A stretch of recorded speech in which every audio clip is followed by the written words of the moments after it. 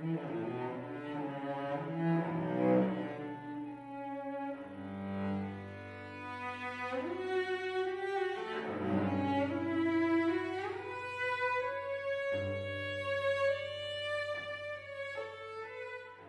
everyone. Welcome to the fourth episode of the Music Mind Lab. Today, I'm joined by Harry Tao, who is an incredible cellist. I'm so excited to have him here with me today. Harry, how about you start off and tell us a little bit about how you started playing the cello? Well, it's nice to be here. Thank you for having me on. And yeah, I started playing the cello when I was in first grade, I believe. Yeah, first grade. And it's kind of a little silly story, but when I was in first grade, my sister, who was 2 years older than me, she was already playing the violin. She started when she was in second grade. Yeah, she was playing, and I was always with her whenever she was in her violin lessons, and I was always having to sit there, listen to her play, and I don't know, it's like something about me made me want to try an instrument. I remember it was because I didn't really want to copy her, so I picked the cello, you know. So instead of doing the violin just like her and being a copycat, I would pick I picked the cello, and I was very eager to start out and play, even though it might have been on like one of those mock cellos, you know.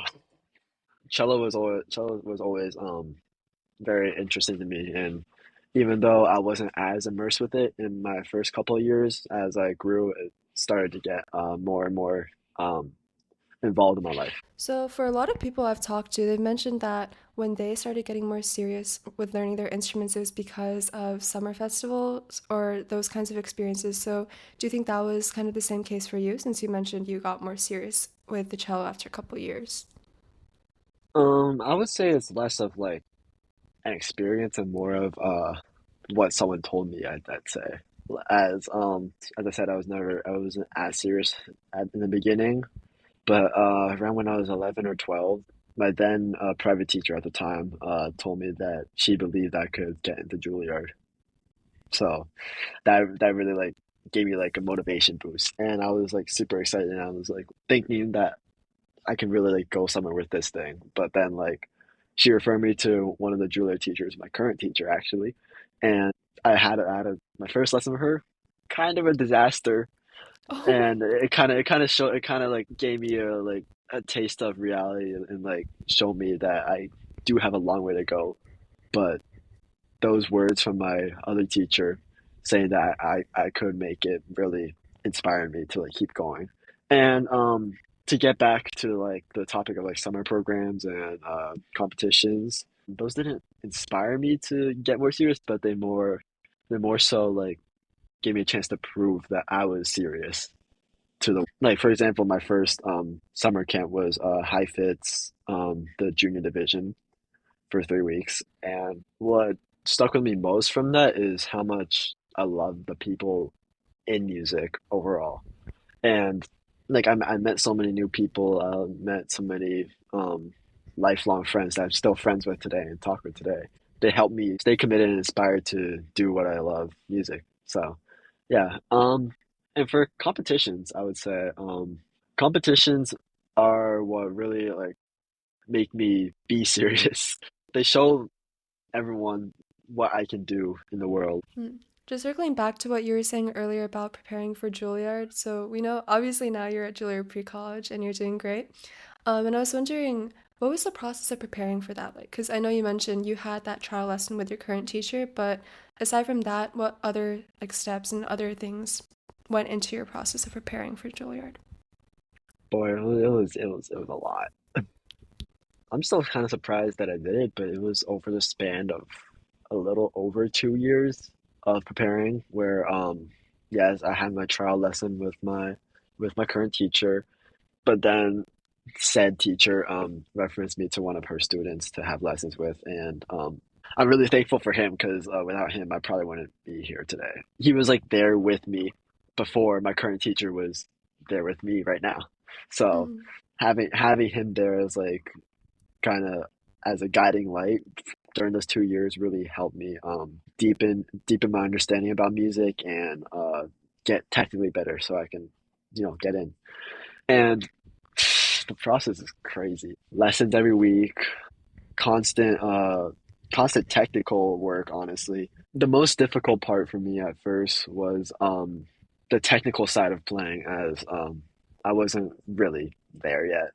Like my bow wasn't straight, my elbow was too low, or my fingers weren't curved enough, all of those things. And that kind of like again served as like a wake up call. A little nicer of a wake up call, but it served as a wake up call for me to, like dang that like there there's level to the tortillas. So with the technical aspect of playing, it was really difficult like adjusting to new things as I played like that bad technique for almost like 3 years. So I really had to lock in and like actually practice. But yeah, no, I thought I was good enough, honestly, to get into Juilliard my first year. I auditioned.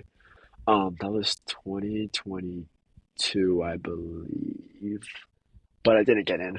And honestly, that was like a big hit to my belief in my self-belief as like I almost considered quitting at that point because I was like, is there really any point of like doing this anymore? But I'm glad because I did not quit and I kept going, I kept going.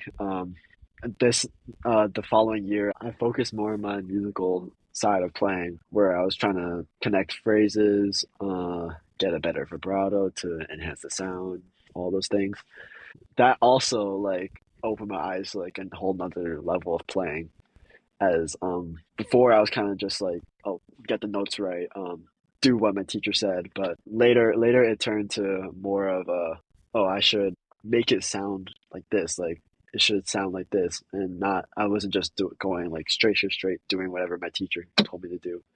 Honestly, I didn't think I don't think I did as well during my as well as the first time during my second audition for Juilliard, but I got in that time and that was probably one of the happiest days of my life. A really big part of what I did during this audition process was perform for others and get used to performing. And I feel like I performed so much that I feel almost completely secure with it.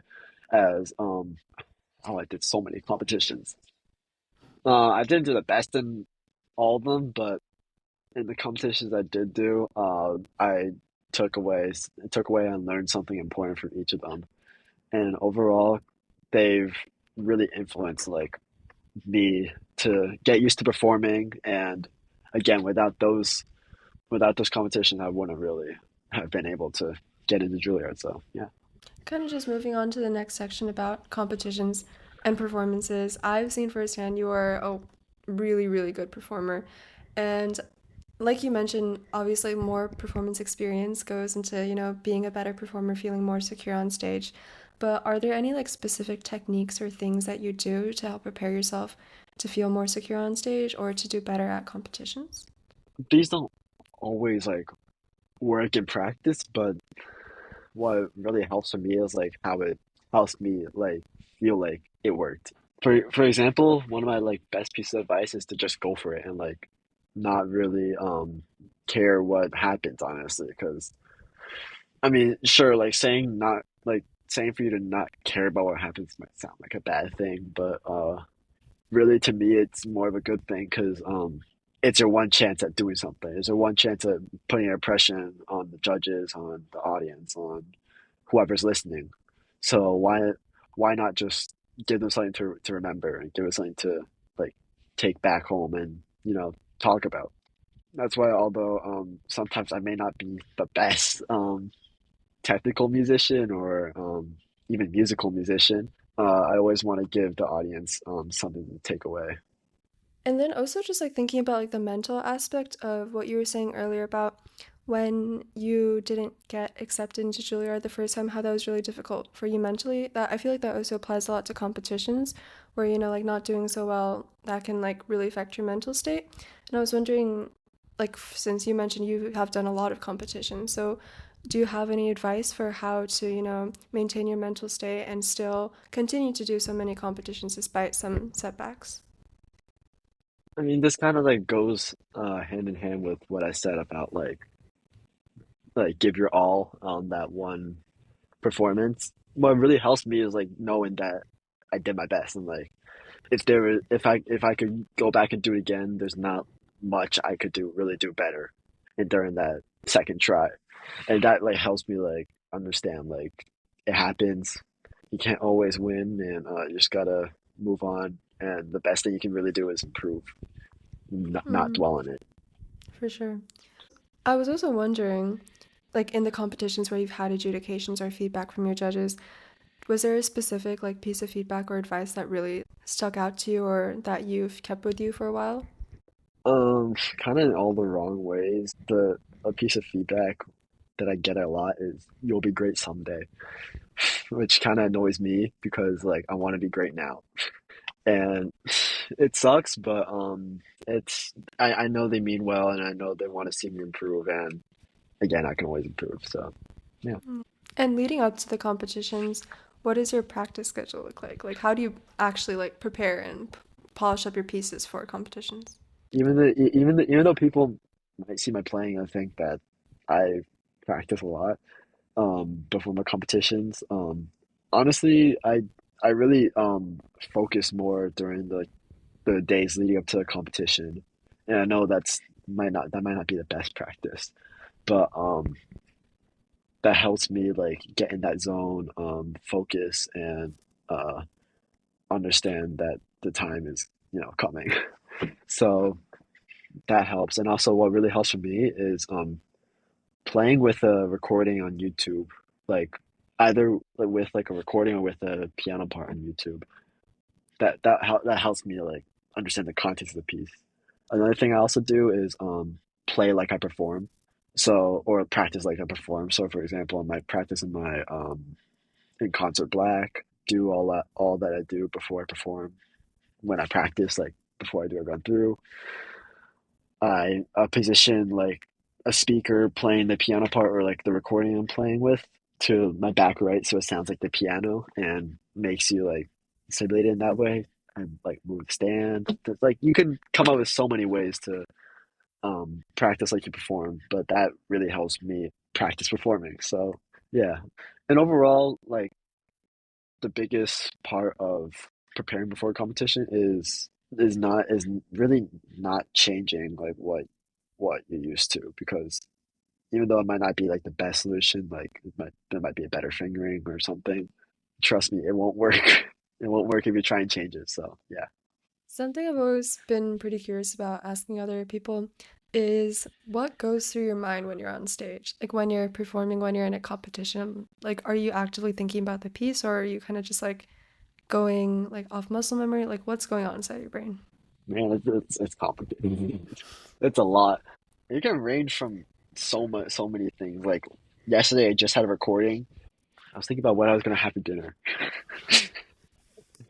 I was thinking about what I was gonna have for dinner during the recording, and not gonna lie, I almost messed up.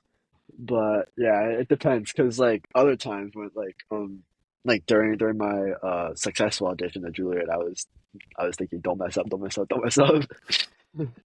But then like my CSS performance, I was kind of thinking just go, like just do it and give them something to remember. Like that's honestly I would say that that's like my biggest slogan. Like no matter what I'm thinking, no matter what I'm doing, I want to make sure I leave an impact and make people remember who I am. Leading up to the performance and also during it, just how do you like prepare and also how do you perform successfully and how do you leave that impact that you were talking about earlier? Do you have any advice for that? Honestly, like be the nicest person to yourself when you're performing, but be the meanest person to yourself when you're practicing. Because when you're performing, like I've said like many times, it's your one chance to do something. So you can't really blame yourself if like you mess up a note or like something happens. And whatever happens, really like don't let it affect you. Because one time I remember this one competition I did. I had a horrible memory slip. If whoever's listening knows, it's the Elgar cello concerto fourth movement, like the 16th note section. I think you, if you're a cellist, you may know what I'm talking about. During that section, I like almost completely blanked on like one of the parts, and I was lost for like a solid 10 seconds. After that, I was kind of like I already messed up. Like, how bad can the rest of this be? So I just kind of tried to give my all for the rest of it to like be like, I might not win, but might as well just give everything I got. And I actually got second during that competition. So that kind of shows you like even if you miss like a shift or have a memory slip like I did, you can still it can still happen. You can still win or you can still do good. That's like my main thing. Like, don't let like small mistakes, don't let things really affect you uh when you're performing. But when you're in the practice room, you should definitely let those affect you because in the practice room, that's how you make sure those mistakes don't happen. If there's like a tricky part that you're really having trouble with and like even practice couldn't really help it, my biggest piece of advice is actually not to focus. Once you get to that part, don't focus on getting it right. Honestly, just focus on making everything else right, like the music, making it sound good, making like the vibrato great. That honestly helps me more than focusing on making you know it like technically perfect. Because there's always like that one passage that you always run into where it'll like absolutely like mess with you and make you like make you question if you want to keep playing the piece.